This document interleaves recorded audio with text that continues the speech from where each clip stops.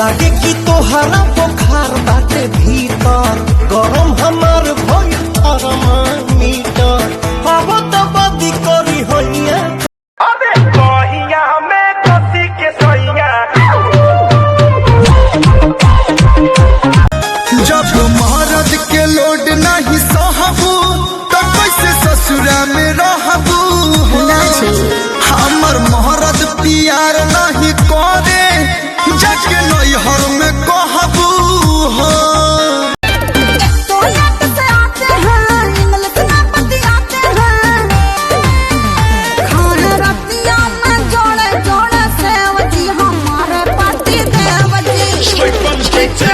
हमके तू अपन ना समझलू, नहिया तो बुझालू ना हो, लेके केतना दरा दिया हाल कब पूछालू ना हो।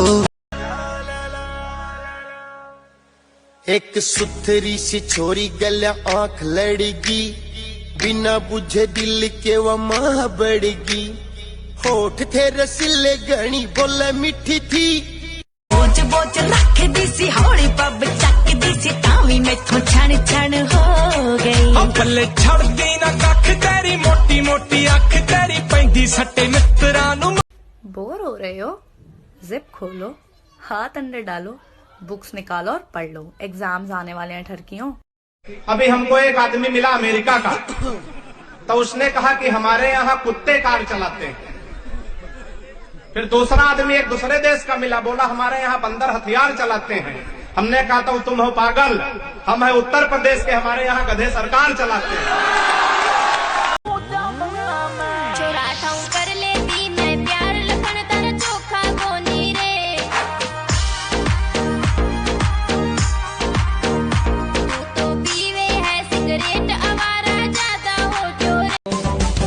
خاطر تو آمدم روز خوب پیشین میکنم مثل قمچین میکنم. خاطر تو آمدم روز خوب پیشین میکنم مثل قمچین میکنم.